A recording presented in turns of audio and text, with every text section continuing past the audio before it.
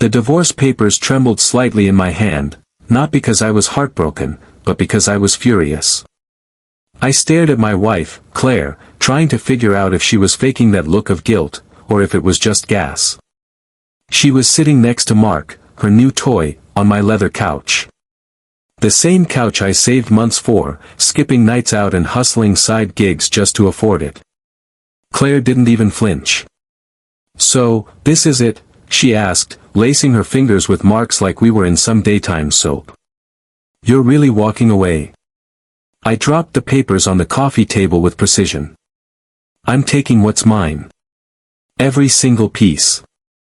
I kept my voice calm, too calm. That's when Mark had the audacity to look around the living room like he'd already claimed it. His eyes trailed along the custom fixtures, the accent wall, the minimalist furniture, each item picked and paid for by me. "This place is incredible," he said, running a hand along the velvet of the armrest. "Exactly my style." "You mean my style," I replied flatly. "Take your clothes and whatever sentimental crap," Claire scoffed. Honestly, they just remind me of how miserable we were. I didn't bite. "Movers will be here tomorrow." "Just to be crystal clear, you signed off on no division of property." "My name's Ethan. I'm 32. I'm an interior architect.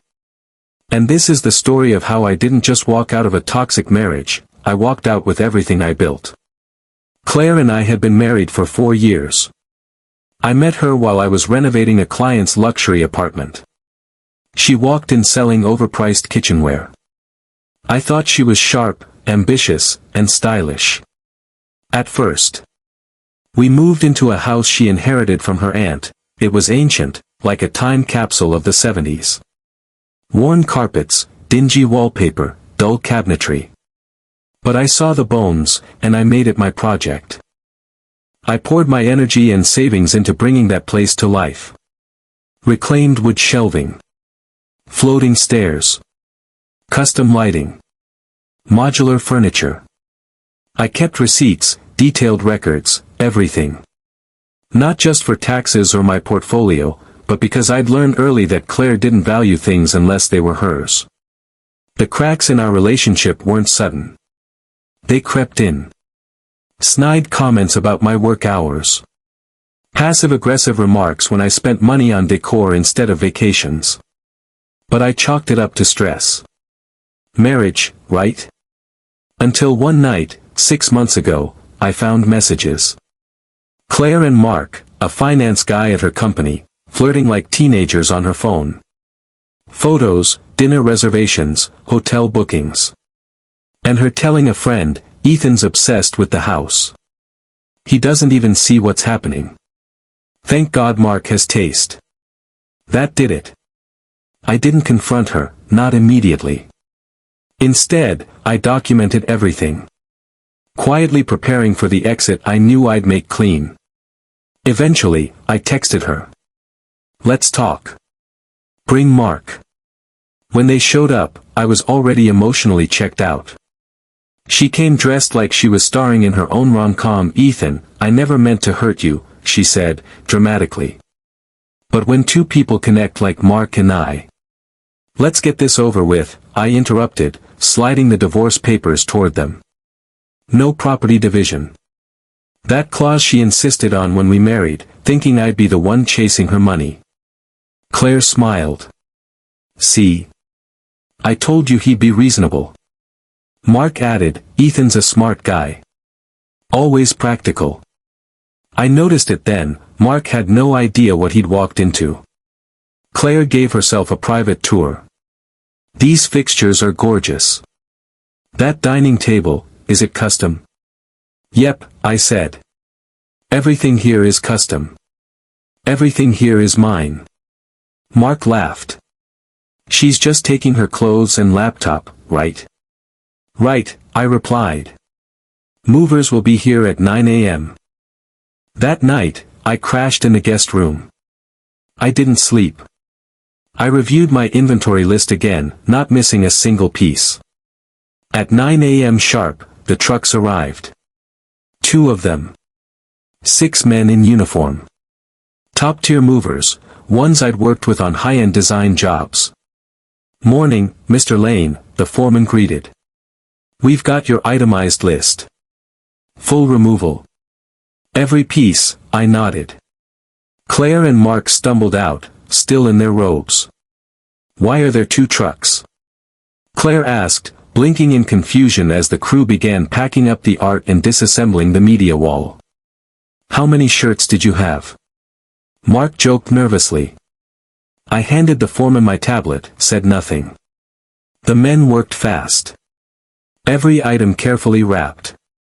Light fixtures detached with precision. Drapes and blinds removed. 20 minutes in, Mark started catching on. "What the hell? That's my couch." I handed him a folder of receipts. "I paid for it. I designed it. After we married. It's mine." He flipped through the folder like it was a horror script. "You can't just take it all. Usage doesn't mean ownership," I reminded him. "And you both signed off, no division of property." Claire screeched, "You're taking everything." "Not the house," I said. "That's yours. I'm just taking what made it feel like a home." By noon, the living room was stripped bare.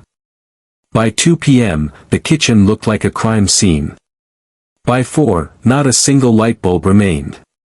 The house echoed now, hollow and ugly, like the relationship that built it. "I'll sue you," Mark yelled as the sound system was loaded up. "Good luck," I said. "It's all documented. Signed and sealed." Then came the final touch. A van pulled up. 2 men with tools got out. "Wallpaper removal?" one asked. Claire's mouth dropped open. "You're taking the wallpaper?" "Custom design," I said. "Printed by my firm. Worth $8,000. And yes, I am taking the wallpaper." They sat in the corner of the empty house, defeated. The place looked worse than when I first saw it. The charm gone. The lies exposed. Nothing left but drywall and disappointment.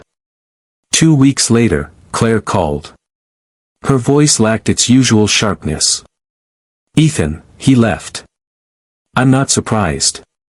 He said he couldn't live like this. The furniture he bought looks cheap. The place feels dead." "I'm sorry," I said, not meaning it. She hesitated. "Can you help me fix it? Or maybe, come back?" I looked around my new apartment. Clean lines. No clutter. A warm, inviting place that reflected me. I'd already sold most of the old stuff. Too many bad memories. The profits funded a new beginning. "I'm afraid that's not possible," I said. "But I wish you the best with your renovations." Then I ended the call and blocked the number. The divorce had been finalized a week ago. Officially done. Some places, once emptied, are better left that way. Sometimes the best revenge is reclaiming your peace. If you've ever been through betrayal, heartbreak, or felt like someone took everything from you, remember, you still have the power to take it all back. Ready to feel empowered? Want to hear more stories of poetic justice, redemption, and second chances?